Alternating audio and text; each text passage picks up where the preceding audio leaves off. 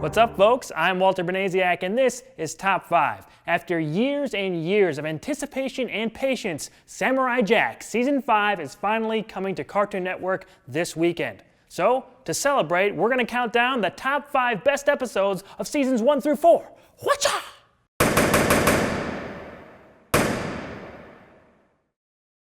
If you want more Samurai Jack talk, subscribe to my personal channel, youtube.com/awesomewalter, because beginning with episode 1 of Season 5 on Saturday, I'll be reviewing each new episode of the show. You won't want to miss it. Debuting in 2001, Samurai Jack combined influences from many different TV shows and movies with the original vision of creator Genndy Tartakovsky and resulted in one of the most visually stunning and unique cartoon shows of the 21st century. Its popularity has only increased since it went off the air in 2004, and after years of trying to get a full-length animated movie made, Tartakovsky decided to wrap up Jack's story in a limited series for Adult Swim that has a lot of people talking. Jack's legacy was made in a fantastic 52-episode original run that is worth going out of your way to see. But if you want the best of the best, here are the top 5 episodes of Samurai Jack. Number 5. Episode 18 from Season 2, aka Jack and the Ultra-Bots. These robots were Jack's biggest challenge at the time, and this episode showed off some great action and some trademark humor. Jack discovers fiery ruins of several destroyed cities on a path that leads him east. 8 Ultra-Bots are responsible for the destruction and are unlike anything Jack has faced before. Their creator, Xtor, was forced to build them for Aku, who used his own essence to power them. Now, with the help of Xtor, Jack has to find a way to beat these dangerous new foes. This episode features one of the best battle scenes in the whole series. The Ultrabots were some pretty great villains for this story, and we get to see Jack's fighting style enhanced by Xtor's future tech. The robo-arm used in this episode added to an extraordinary action sequence and made it exceptional.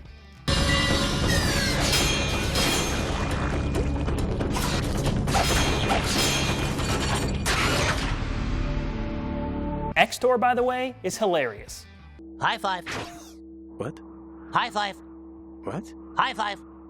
I do not understand. Never mind. In addition to the action and humor, we are also shown just how powerful Jack's sword can be.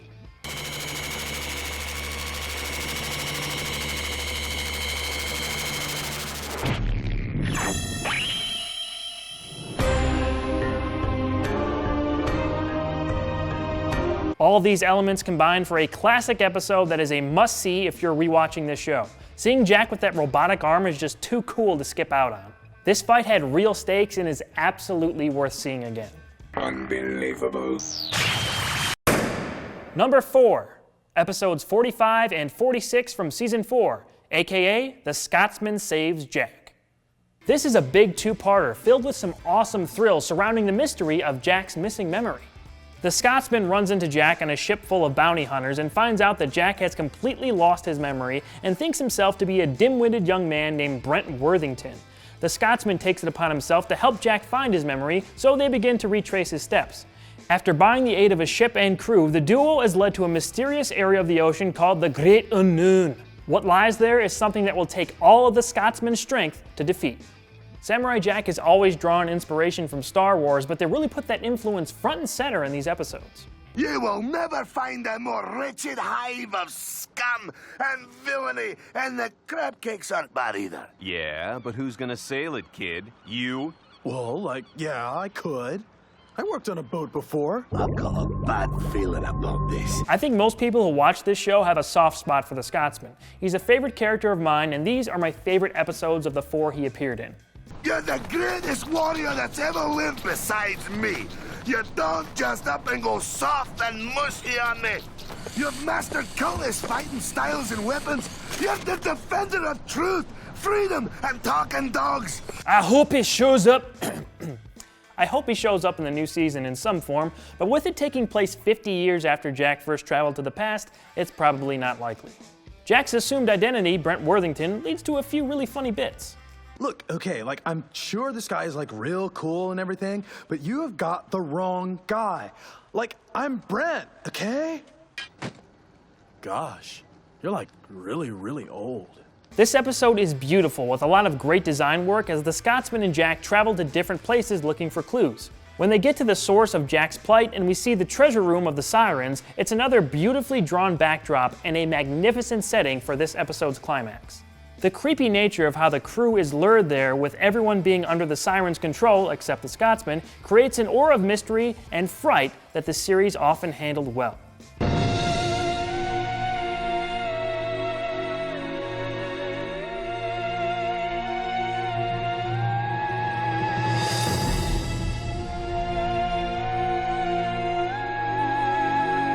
While these episodes present a fun, vast adventure for our heroes, they don't quite stick the landing. The climax of the story finishes about 13 minutes into the second episode, which left a considerable amount of time for filler. While that filler with Jack and the Scotsman competing with each other to see who will row the boat home is fun, it feels very strange that it goes on for so long. It's guilty of too much repetition, which the show can slip into in its weaker moments. However, that doesn't stop these episodes from claiming the number 4 spot. It's a satisfying story that was very big in scale, and it featured the final appearance of a favorite character. On to number 3. Number 3, episode 30 from season 3, aka Jack and the Zombies. Samurai Jack fights a horde of zombies, and it's even cooler than it sounds. Led onto the wrong path by Aku's evil hand, Jack finds himself in the middle of an unsettling graveyard. Things get worse when undead warriors start attacking Jack by the hundreds, as Aku himself appears to do battle with the samurai once again. However, this time it is Aku who wields Jack's sword, as he tries to kill our hero with his own enchanted blade. The ending of this episode features my favorite Aku versus Jack fight of the whole series. How fitting indeed to be destroyed by the blade of your worthless father. It's intense, it's startling, it's epic, it's my favorite Mako performance of the series as well. While we all know Aku can be really funny sometimes, he's also pure evil and terrifying when he wants to be. That was in full force in this episode. Oh, samurai, where are you, samurai? You can run, but you cannot hide, cause I can smell your blood. Putting aside the amazing Aku-Jack fight at the end, Jack's fending off of these undead warriors had me keeping my eyes on the screen the whole time. I couldn't look away. It got disturbing at a few points, in all the best ways.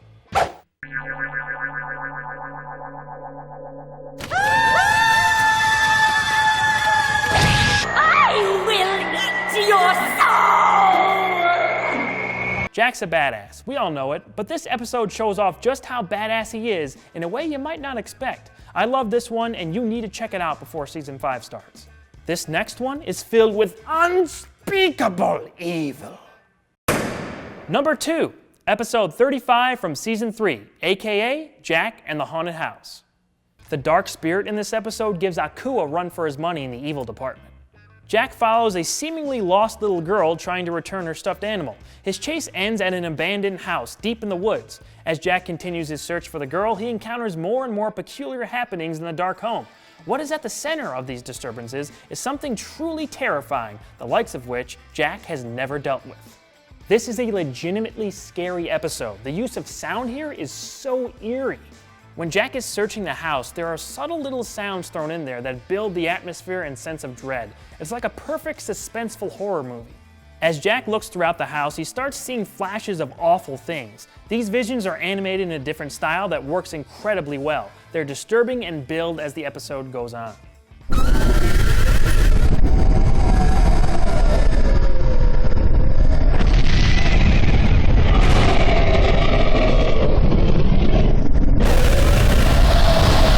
There is a scene in this episode that I'm kind of surprised Cartoon Network agreed to show back then. Jack can't find a way out of the house, so he tries to rest and get his wits about him. However, when he wakes up, he finds the girl he was chasing sitting with her family in an out-of-place, pristine room. He talks with the father and begins accepting what he sees. But then...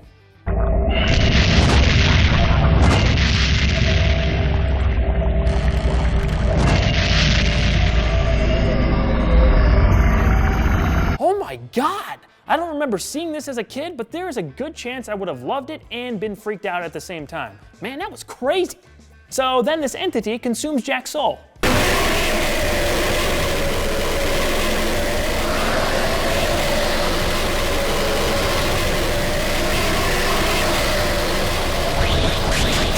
The sequence in this other dimension is amazing. You have to see it. Go watch this episode. It's scary, it's thrilling, and drops Jack into a situation that turned into an amazing story that featured top-notch animation and sound work. Just go watch it.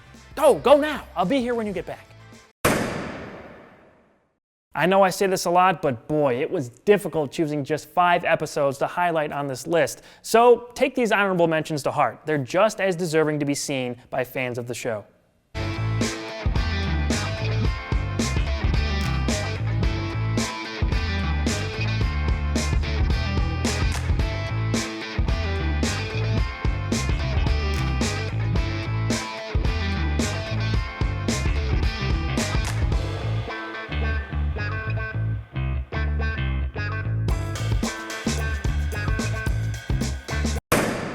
And the #1 best Samurai Jack episode is episodes 37 and 38 from season 3, aka The Birth of Evil.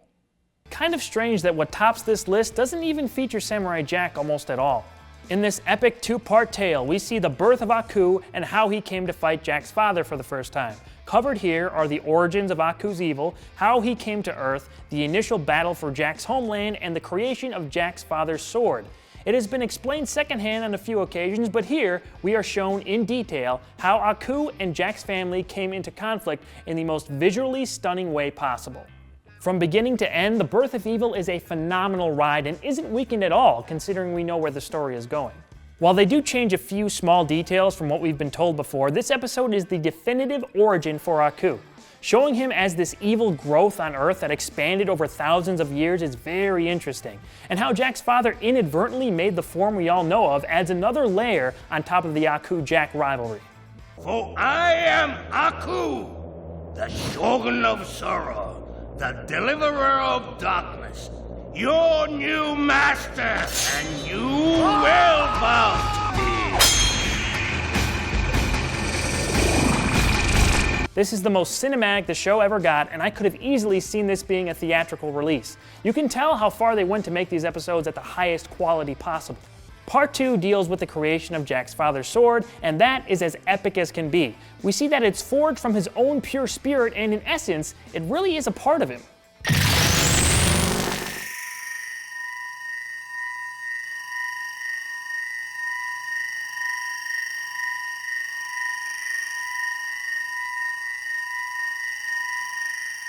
The ending fight with Aku is fantastic. We see Jack's father fight many different versions of him, and in his final form, he turns into hundreds of soldiers. That last bit is remarkable and shows us so much of where Jack got his strength as a warrior from.